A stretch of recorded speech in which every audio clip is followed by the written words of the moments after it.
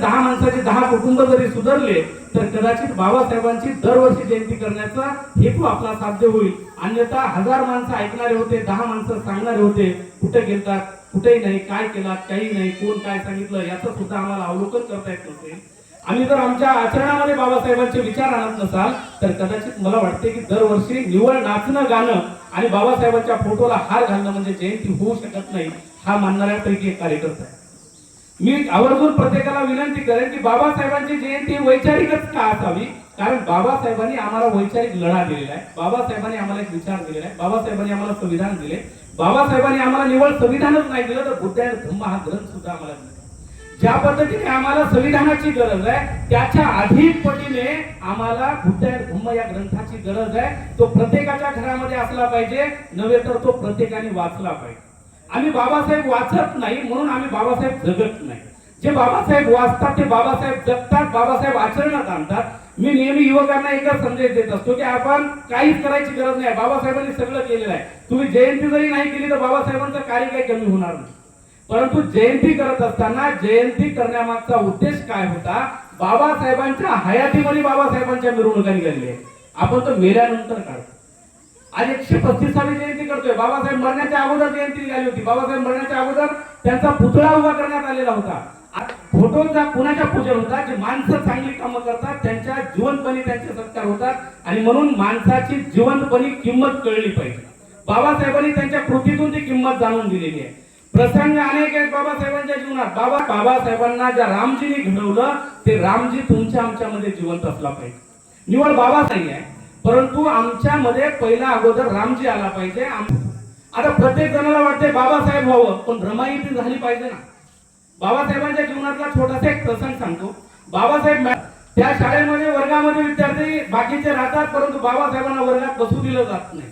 हा प्रसंग आम्हाला का सांगणं आणि का ऐकणं गरजेचं आहे, कारण ज्या विद्यार्थ्याला वर्गातच बसू दिलं जात नव्हतं तो विद्यार्थी एवढा कसा शिकला.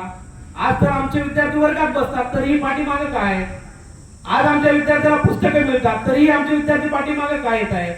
आजही आमच्या विद्यार्थ्याला सगळं वातावरण बाबासाहेबांनी पोषक करून ठेवलेलं आहे, तरीही आमचे विद्यार्थी शिकत का नाही आहेत, 12वीच्या पुढे जात का नाही आहेत आणि इकडच मग सुपाऱ्या दारू किंवा मित्र करून का फिरत आहे. याच्यावर मायबापांनी चिंतन करणं गरजेचं आहे.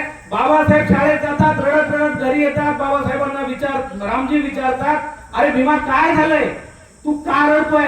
लहान चिमुकलं बाळ आहे ती बाबासाहेब म्हणजे भीमराव, आणि बाप विचारतोय लेकाला की काय झालं, तू का रडत आलास. तर बाबासाहेबांना विचारल्यानंतर भीमराव त्या अशा आता जसं भाषण केली का नाही लेकरांनी अशा शब्दामध्ये शाळेत जाणार नाही, कारण मला माझ्या वर्गातले मुलं मला वर्गात बसू देत नाहीत, मास्तर गुरुजी मला वर्गात बसू देत नाही, मला वर्गाच्या बाहेर काढलं आणि मी आज दिवसभर वर्गाच्या बाहेर पोथा करून बसलो होतो, मला उद्यापासून शाळेत जायचं नाही.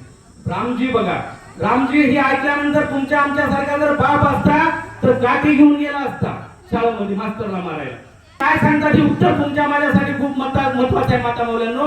रामजी आपल्या लेकराला समजवतात, काय म्हणतात बघा, अरे भीमा तुला काय वाटतंय की तुला का मध्ये बसू दिलं नसेल, तुला याचं उत्तर माहित आहे का. लहान चिमुकला भीमा म्हणतो नाही बाबा, पण त्यांनी मला बाहेर काढलं, मी उद्यापासून शाळेत जाणार नाही. जी म्हणतात भीमरावला की जर तुला वाटत असेल की ही परिस्थिती तुझ्यासाठीच आहे तर ही चुकीच आहे. ही जगामधल्या जास्त लोकांच्या समोर ही परिस्थिती आहे आणि त्या लोकांना शिवून घेतलं जात नाही, त्यांना जवळ केलं जात नाही. ही काय तुझ्या एकट्याच्याच वाट्याला आलं नाही.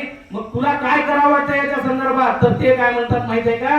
भीमराव तेवढा लहान चिमुकला म्हणतो की बाबा मला असं वाटतंय की असं ही लोकांनी माझ्यासोबत वागू नये. तेव्हा रामजी एक संदेश देतात त्या आपल्या लेकराला, त्याला म्हणतात की हे दुःख, हे अन्याय, हे जर तुला जर मोडून काढायचं असेल तर तुला त्याच शाळेत सगळ्यांपेक्षा जास्त शिकावं लागेल. हे रामजीने सांगितलेल्या लहान भीमाच्या काळजावर कोरलं होतं की मला शिकायचंय तर हे माझ्यावरचा अन्याय आणि माझ्या देशातल्या सगळ्या लोकांवरचा अन्याय मी दूर करू शकतो. याचा एकमेव मार्ग आहे शिक्षण. त्याच्याशिवाय भीमा तू काहीच करू शकत नाही. तुझ्या समोर एकच पर्याय आहे. तुला जर वाटत असेल की तुला त्या पोरांबरोबर वर्गात बसावं किंवा तुझा समाज त्या पोराबरोबर वर्गात बसावा तर तू एकच कर, त्यांच्यापेक्षा अधिक शिक. बाबासाहेबांचा फायदा असा झाला, बाबासाहेब रोज शाळेत गेले, वर्गाच्या बाहेर बसले, सगळे मित्र मध्ये बसून बाबासाहेबांची टिंगल उडवायचे. पण बाबासाहेबांनी ठरवलं माझा इथं कोणीच मित्र नाही, हे माझे सगळे शत्रू आहेत आणि माझा मित्र जर माझ्या बापाने दिला असेल तर तो म्हणजे रामजीने दिलेलं बाबासाहेबांना पुस्तक हेच बाबासाहेबांनी मित्र केलं आणि बाबासाहेबांची मैत्री अतूट अशी पुस्तकासोबत झाली जे मरेपर्यंत पुस्तकासोबतच राहील.